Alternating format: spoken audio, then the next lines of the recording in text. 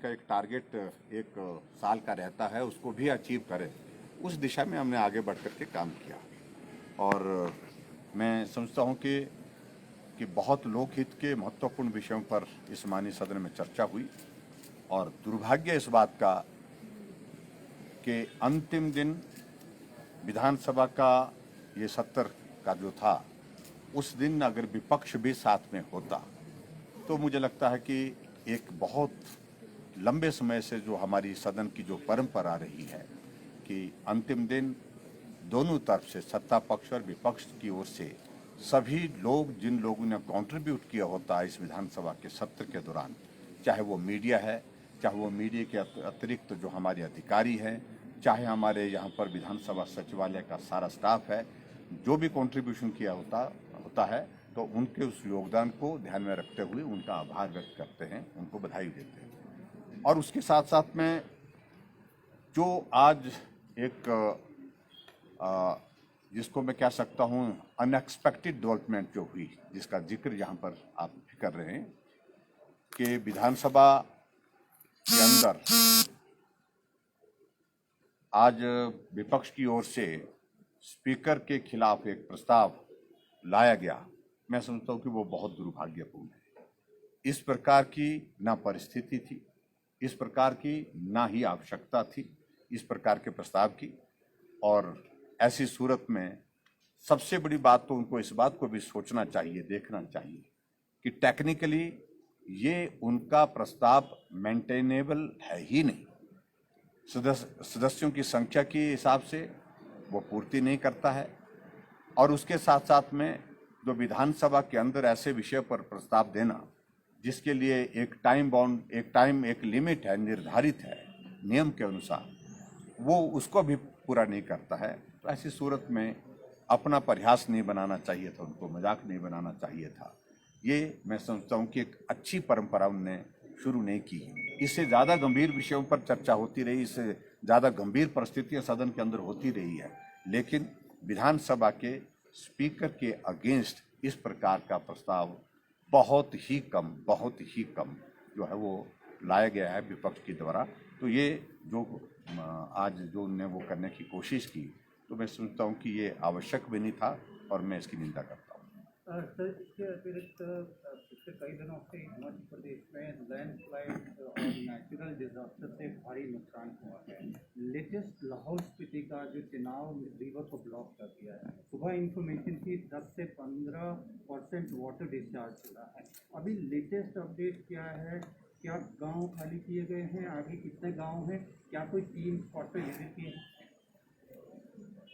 आज सुबह ही इस बात की सूचना मिली कि जो है वो जो चिनाब नदी का जो बहाव है, ऊपर से मलबा गिरने के कारण, पहाड़ से भूस्खलन के कारण जो है वो अवरुद्ध हो गया है।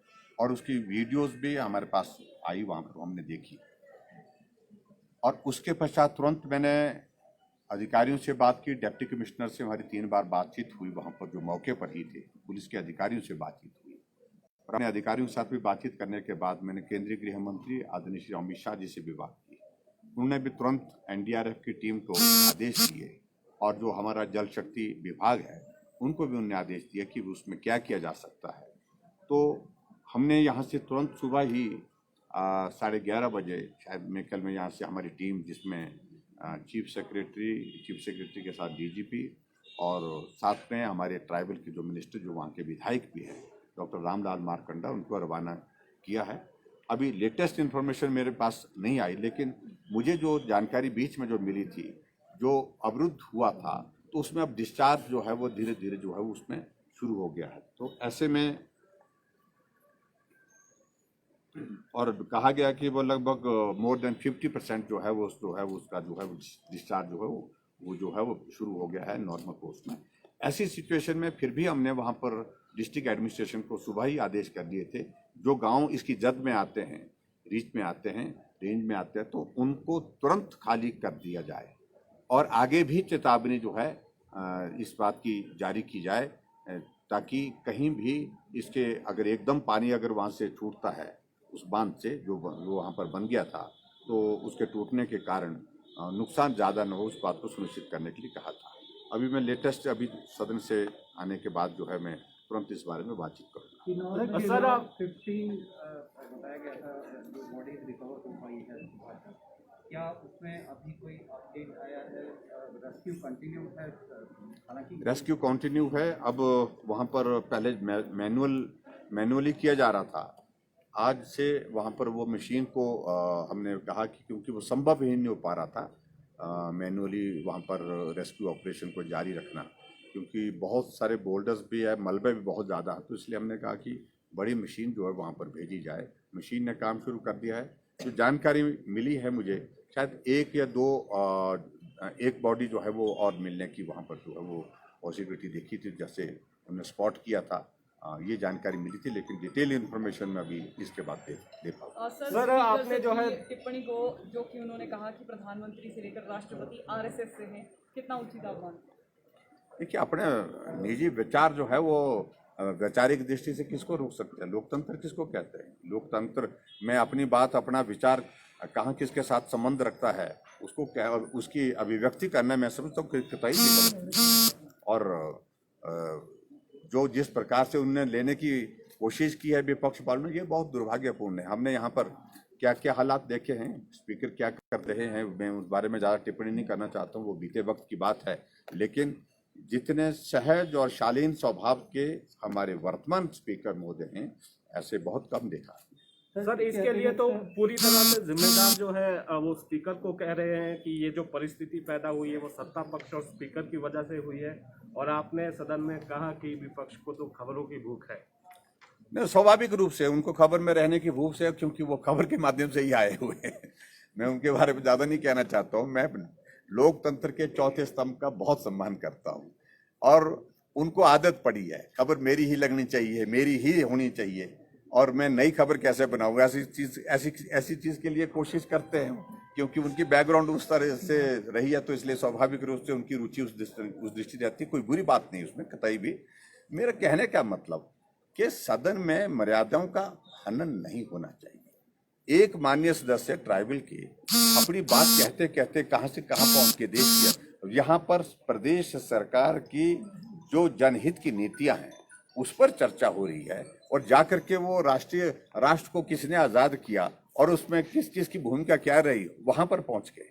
ये दुर्भाग्यपूर्ण है, वो हट करके बोलते हैं, और इसलिए एक व्यक्ति को इजाज़त नहीं दी जा सकती है सदन का माहौल खराब करने के लिए, और उन्होंने दी है वो सिर्फ राजनीतिक मकसद की दृष्टि से उन्होंने वो सब करने की जो कोशिश की है, और इससे जो है उनका परिहास बना है, मजाक बना है। और ऐसी सूरत में मैं इतने कहना चाहूँगा कि उनको थोड़ा सब्र करना चाहिए, संयम करना चाहिए। जहाँ जवाब देने की बात है, जवाब सत्ता पक्ष की ओर जो देना है वो हम निश्चित रूप से देंगे आने वाले समय में, लेकिन इस तरह से राजनीतिक मकसद के साथ जो है हमेशा बात नहीं करनी चाहिए। सर सत्र का आज आखिरी दिन था और आज भी विपक्ष ने हंगामा किया, कहाँ कमी रह गई विपक्ष के साथ तालमेल बिठाने में? देखिए, हम तालमेल के लिए हम कोई बाध्य नहीं है, बड़े स्पष्ट होने की आवश्यकता है। जो बेस्ट पॉसिबल कोऑपरेशन हमारी ओर से जो करने की जरूरत है वो की है। सदन के संचालन में आपने देखा कि सबसे कम हम बोले, और सबसे ज्यादा जो है एक ही आदमी बोलते हैं, वो हर बात पर उछलते हैं, ऐसे जैसे जो बंजी जंपिंग होती ना वैसे उछल कूद करते हैं, जैसे ऐसा लगता है कि कुर्सी पर वहां पर स्प्रिंग लगा के रखा है, जो वो एक जो डॉल होती है वो उछलती है उस पर। किसी सदस्य को अवसर ही नहीं देते, मौका ही नहीं देते। ये पीड़ा उनके सदस्यों के बीच में भी है, तो उनको समझना चाहिए। विपक्ष का नेता, उनके साथ विपक्ष का नेता का शब्द लगा हुआ है, और विपक्ष के नेता के नाते उनको तब बोलना चाहिए जब बाकी सदस्यों को अपॉर्चुनिटी मिल जाती है। उसके बाद अंत में उनको कंक्लूड करना है कि अगर बात नहीं बन पाई तो अपनी बात कहनी चाहिए। लेकिन अपनी ही बात से शुरू करना चाहते हैं, अपनी ही बात से खत्म करना चाहते हैं, तो ये तरीका जो है वो ना विपक्ष में उनके सदस्यों को स्वीकार है, और यहाँ हमारी तरफ भी हमको स्वीकार नहीं है। सर, आज कोविड की रेस्ट्रिक्शन आज से बड़ी हैं, खासकर बॉर्डर एंट्री पे जो लेटेस्ट गाइडलाइंस हैं, इस तरह से रेगुलेट किया जाएगा, बॉर्डर्स पे कैओस की स्थिति ना बढ़े, इसको लेकर रेगुलेट करने के लिए थोड़ा करना पड़ेगा। अभी 2-3 दिन 4 दिन तक मुझे लगता है कि थोड़ी बहुत कठिनाई आएगी, क्योंकि बहुत सारे लोगों को जानकारी नहीं है, वो रूटीन की ट्रैवलिंग करते हुए आ रहे हैं, जा रहे हैं। तो मुझे लगता है कि 2-3 दिन के अंदर इस बात की जानकारी लोगों को मिल जाएगी, उसके बाद कोई दिक्कत नहीं आएगी। Thank you thank you 15 thank August you को बहुत बहुत सर धन्यवाद। 15 अगस्त को लेके सर इम्पोर्टेंट है सर 15 अगस्त को लेके पूरे देश में बहुत सारे जगह पे अलर्ट है। हिमाचल प्रदेश में भी सुरक्षा की दृष्टि से लंबे अरसे से कुछ थ्रेट परसेप्शन भी रही है, उसको लेके भी सिक्योरिटी अरेंजमेंट क्या है और किस तरह से पूरा ये आज़ादी का पर्व मनाया जाएगा? कि 15 अगस्त बिल्कुल वैसे ही मनाया जाएगा जैसे हम पहले शान और शौकत के साथ मनाते थे। पूरे जोश और जुनून के साथ मनाएंगे। इन बातों का कतई भी कोई असर नहीं है और ना ही कोई औचित्य है उस व्यक्ति का जो जिस प्रकार से वो धमकी दिए जा रहा है। लेकिन फिर भी उसको एक संदेश देना है। आज मैं देख रहा था समाचार पत्रों में, उसके ही गांव में यह जो है तिरंगा झंडा बड़े शान और शौकत के साथ वहां पर फहराया गया। तो इसलिए 15 अगस्त को हम तो झंडा फहराएंगे ही, लेकिन उसके साथ साथ में सभी लोग जो है, सभी हिमाचल वासियों से मेरा इस बात के लिए निवेदन है, जो भी कर सकते हैं वो अपने अपने घरों पर झंडा फहराएं, तिरंगा झंडा फहराएं और देश की आज़ादी के इस जश्न को जो है पूरे जोश के साथ मनाएं। Thank you. स्पीकर साहब आ रहे हैं।